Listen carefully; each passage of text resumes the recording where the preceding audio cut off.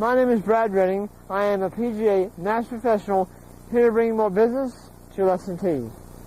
When it comes to video, and I use video in a lot of my lessons, it's very important where the camera is and what you want to get as far as information. Now, it's not very important where you place it, as long as you do it that way every time.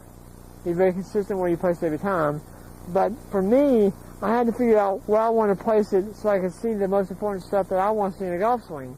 So I asked a lot of people, where should I place it? On the target line, on the foot line, where should it be as far as viewing a golf swing? So I asked a lot of people, but then I asked Ben Doyle.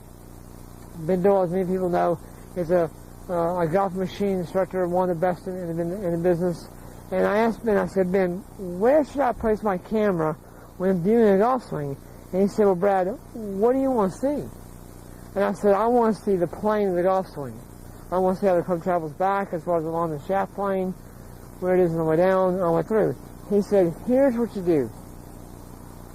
Get you a plane board and place it on the ground on the same angle as the club shaft address. Now, what you want to see is the very edge of that plane board. Not on top, not on bottom, the bottom of it. Simply the edge of it on this side.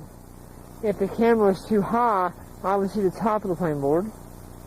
Camera too low, I'd see the bottom of the plane board.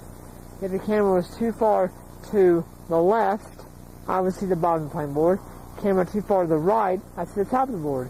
So, obviously I couldn't do that every time with every student and place the plane board down. That would take up half my time in the lesson. But what I found, that if I get the camera hip high, get the camera in between my foot line and my ball line, that would be pretty much where I'd see the edge of that plane board.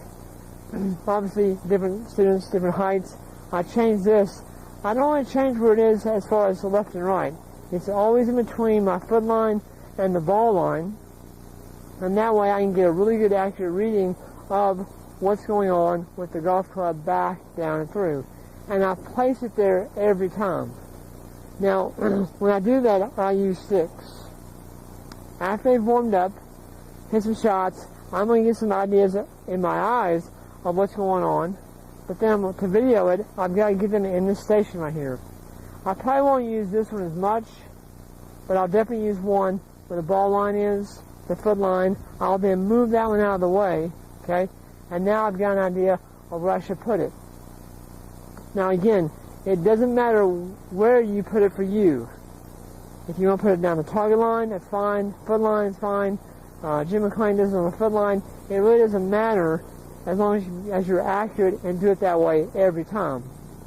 A few other key elements. One, you've got to have it on a tripod. I never have anyone hold my camera. Too much shaking going on, too much movement going on. It's got to be on a tripod. And if you're using like an iPad, there's several mounts on the internet that you can get a mount, okay, to mount it onto a tripod. I use a pretty expensive tripod in my teaching, but when I travel, I have a simple small one that I use, $14 at Walmart. So you don't spend a whole lot of money as long as you get accurate on where you want to place the camera. So again, for me, it's in between the target line and the ball line, my foot line and the ball line. The camera's in between those two. It's about hip high, and that's where I want to see it as far as from down the line. Now, if I go face on, I do the same thing. I hit the take the sticks, turn this way. I'll place another one this way,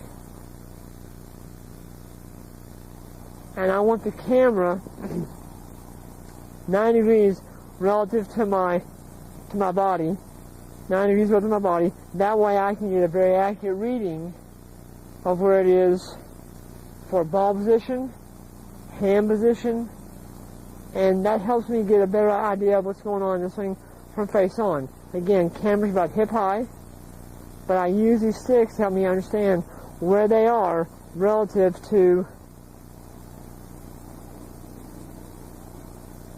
their body. Okay? Very important to use it, and always use a tripod, because if you don't use a tripod, you're moving around, you won't get accurate information. So again, here's how I use my camera in my lessons, how I get accurate readings of what's going on in the swing, and I'm sure if you use this method, it'll help you get and bring more business to your lesson too.